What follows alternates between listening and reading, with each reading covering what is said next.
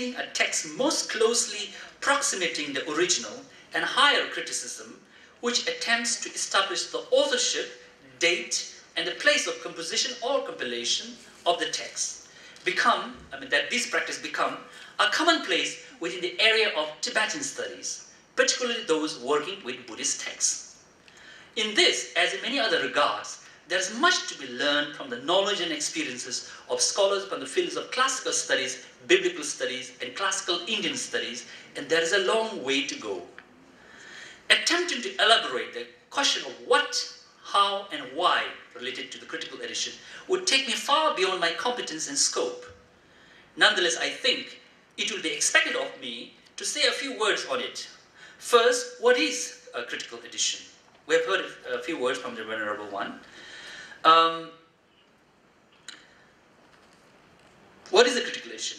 Having acknowledged the existence of the various types of editions, such as diplomatic edition and facsimile edition, I would venture to define critical edition, as I understand it, as a scientifically hypothetical reconstruction of a text that represents the closest approximation of the author's final intentions, or a scientifically hypothetical reconstruction of the final recension or translation of a text at any given point in time or phase of its evolution or transmission.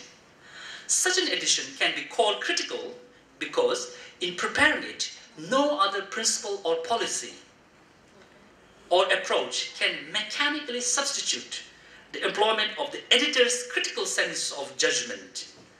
Given the problems and challenges of intentional and unintentional alterations or corruptions, interpolations or additions, and omissions or deletions in the text that have occurred in course of the processes of production, translation, transmission, dissemination, and reception, the first and the last resort of a judicious reader or editor who aspires to understand the history of the text, including their contents and context, which is important, is his or her critical sense of judgment.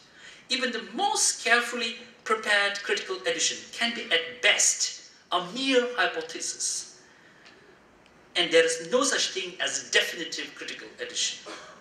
All textual evidences provided by an editor in his or her, nowadays preferably a positive apparatus criticus, that is, positive critical apparatus, are subject to re-examination and thus are open for questioning, verification, or falsification.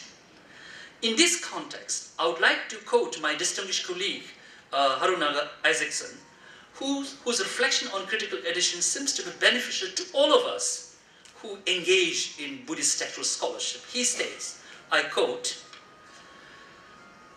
"I agree wholeheartedly," is what he said, "that good critical editions by editors with learning and sound judgment are sorely needed, and that the production of such editions is one of the most important ways to advance the field.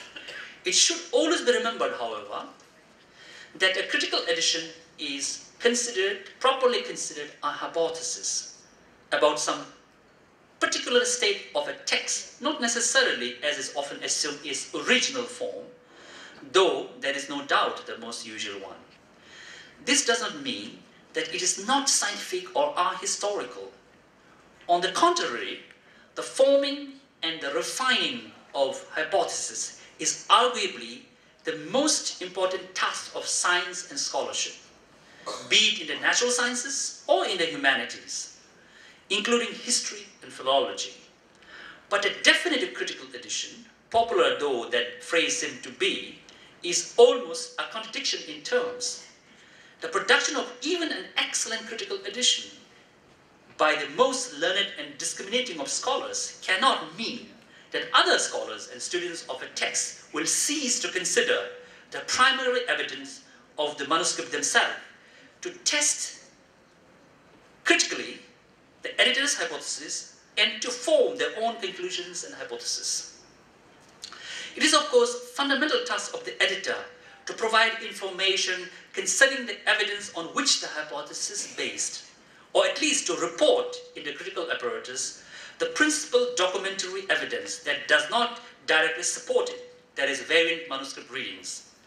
But this alone will not be and should not be quite sufficient for all. Just as in other fields, a scholar or scientist will not rest content merely with a colleague's reporting of the evidence, that is, data or observations on which a proposed hypothesis rests, but will wish sooner rather than later to examine the evidence or make the relevant observation and perhaps experiments for himself or herself. So other scholars engaged in studying the same work will wish to examine for themselves the documentary, that is, manuscript evidences on which the hypothesis that the critical edition is based, end quote. With regard to the second question on the possible ways or approaches of edition, it might suffice here to mention that there are several approaches to textual criticism. Namely, I just mentioned these names: eclecticism, or the eclectic method or approach; B, systematics, also called stematology, or Lachmanian method, or genealogical method; C, best text approach or editing, associated with Joseph Bédier; and Greg Bowers' Tunstall method of copy text critical editing. So there are a few, I'm mentioning 4 possible methods. Although there are several approaches to textual criticism, 2 methods that together constitute the basis of textual criticism are said to be recensio and emendatio, and that while the latter had been practiced since antiquity, the former has traditionally been regarded as the great novelty of 19th century textual criticism of Lachmann in particular, although he did not invent this approach himself.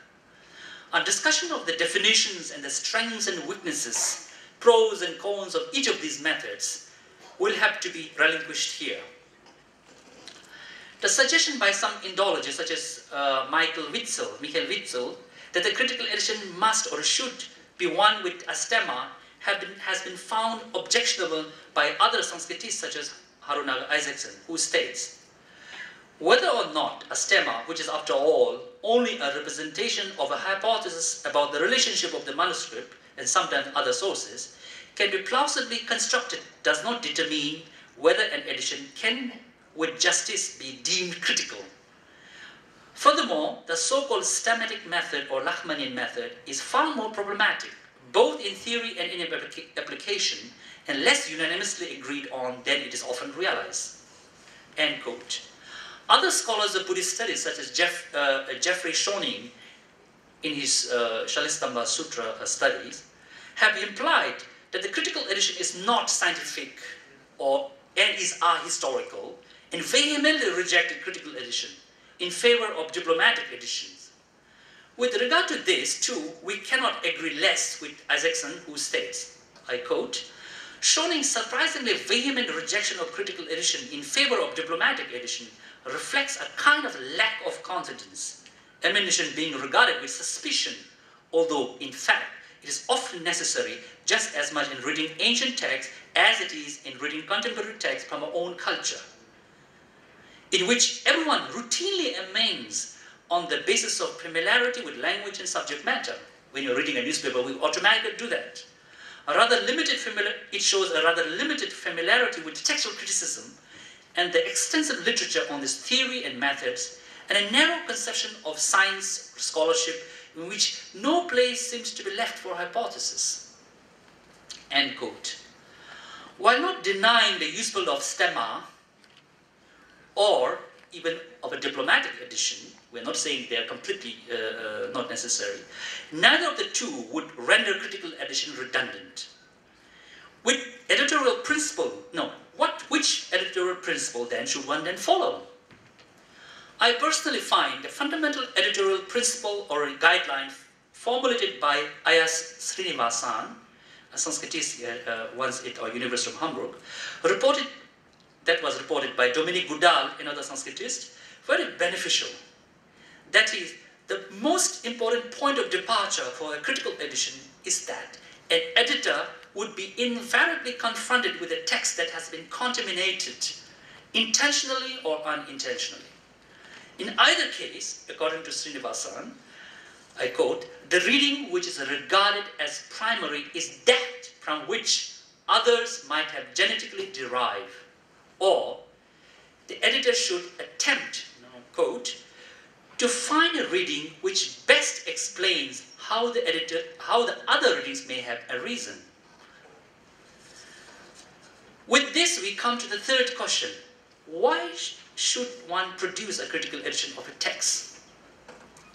Without intending to elaborate, it may be simply be stated here that the critical edition of a text would be dispensable if we are not interested in its language and content. And for example, we are only or solely interested in physical features of its medium.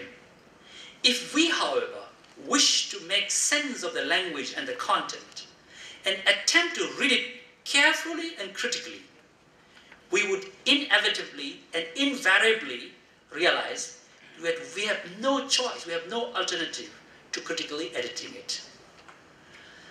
During the symposium on cross-cultural transmission of Buddhist texts, theories, and practice of translation, which took place in Hamburg, which I just mentioned, it became abundantly clear to me how complex the issues related with the theories and practice of translation can be. The phenomena of translation and the issues related to it seem to be particularly relevant in the field of Buddhist textual scholarship. Dissemination and reception of Indian civilization, particularly Buddhists, from South Asia to the rest of the Asian continent and beyond, would have perhaps not happened or occurred only to a lesser degree if Buddhist texts conveying Indian intellectual culture have not been translated into other languages and transmitted across other cultures such as Tibetan, Chinese, Khotanese, Old Turkish, Mongolian, Sogdian, and Toharian. Undoubtedly, the phenomena of translation, which often took place in the form of enormous translation projects that were state enterprises, financed and regulated in one way or another by the state and its rulers, has been greatly instrumental in the transmission of the rich and manifold Buddhist culture, including its intellectual history, literary, and textual aspects. Apart from the practical reasons, the massive translation projects of Buddhist texts that took place in Central and East Asia have possibly been inspired by the idea that the historical Buddha himself had taught and authorized to teach in the vernacular languages of the people. This is in perhaps sharp contrast to the dissemination of Buddhists in Southeast Asia, where the Buddhist canon have been mostly transmitted in the Middle Indic languages, Pali, that is similar to the dissemination of Islam, for instance, in which new converts have been usually expected to learn the Quran in its original Arabic. Those of us from the field of humanities striving to gain a nuanced and well-founded knowledge of Asian intellectual culture, of the past and the present, are steeped, and that is steeped in Buddhist religion and philosophy, invariably and inevitably end up A. investigating Buddhist texts transmitted in Asian classical source languages, that is of the either original or translation, and B. rendering them into modern, mostly Western target languages. A researcher from the field of Buddhology, Tibetology, Sinology, classical Indology, thus ends up not only being, so to speak, in German, an Aufklärer of a past and to many a foreign intellectual culture, but also a mediator between the past and the present, Eastern and Western cultures. A marked difference between a scientific and non-scientific attempt at understanding the cross-cultural transmission of Buddhist texts and civilization, however, an academic would like to think, lies in the research tools and techniques, methodological standard of rigor, and ultimately the reliability of knowledge thus gained. A greater part of the task of modern scholars involved in the study of Buddhist intellectual history and culture thus consists in pursuing text-critical analysis of Buddhist texts in their source languages, involving either the Indic original or extant traditional translation, or both, and often also preparing modern translations of them into Western languages such as English, German, and French, and also into modern Asian languages such as Japanese. And now like in Marathi, in Hindi, and so on. Some points may be made here with regard to translation and its relation with the edition. First, just like the type quality and reliability of an edition of a text, the type, quality, and reliability of translation would differ depending on the type of scope, convention, intended target, genre, subject matter, convention, and degree of textual problems, and not the least on the competence of the translators themselves. Second, translation of text, like the edition of text, constitute an integral part of the processes and activities of textual scholarship. And both critical edition and critical translation of a text are inevitable and indispensable in one's endeavor to understand a text and its content. Ideally speaking, therefore, all those who are able to produce an excellent translation must be able to produce an excellent critical edition as well, and vice versa. Third, a good and reliable translation can best be made from a critically edited text or a critical edition, and a critical and edited translation of a text can best be made parallel, because often many editorial decisions and judgments come to be revised in course of, or in the process of trying to understand the content of the text, which must necessarily precede the act of translation, because we cannot imagine to translate the text if we don't understand the text. This is the main reason why it is impossible to critically edit a text without actually understanding the textual content, or critically translate without taking the textual evidence into consideration. So we are forced to do the critical edition and critical translation at the same time, or one based on the other. In sum, what I have attempted today is to present a rationale of Buddhist textual scholarship by trying to answer, that is, what it is, why, and how one is supposed to practice it. I have also attempted to briefly discuss certain issues related to critical edition and critical translation in general. I'm sure that in course of the conference, I shall be able to learn much and consequently be able to refine some thoughts that I have made on the Buddhist textual scholarship. So thank you very much for your attention.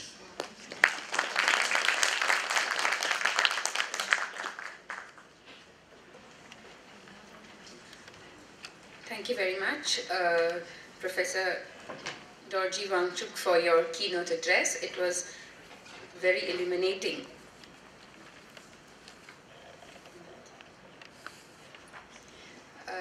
Lunch has been arranged for the venerable members of the Sangha in the adjacent building.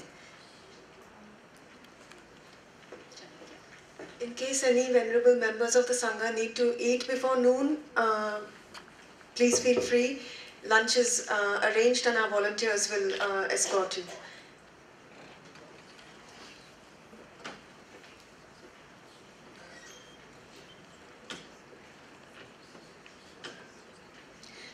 Ajay Pujari will now introduce Mr. Samir Somaya, Vice President Somaya Vidya Vihar, who will then deliver the presidential address.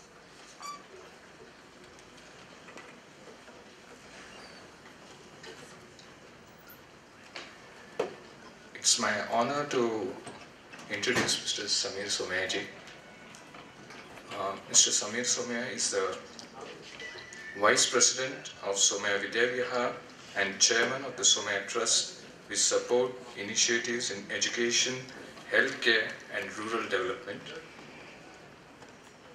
He is also the Chairman and Managing Director of Godavari Biorefineries Limited and KJ Somaya Medical Trust. He holds a master's degree in chemical engineering from Cornell University and also is a visiting faculty at the School of Chemical Engineering. He also has a degree of Masters of Public Administration from Harvard University. With these academic interests, he wants to bring a blend of the modern and traditional educational activities in Somaya Vidya Vihar. He has also contributed in the field of social awareness and supports the project Help a Child, which takes care of the education of about 1,200 children from poor families and families of first-generation learners. Mr. Samir Somaya is carrying forward the noble legacy of his grandfather and father. Thank you.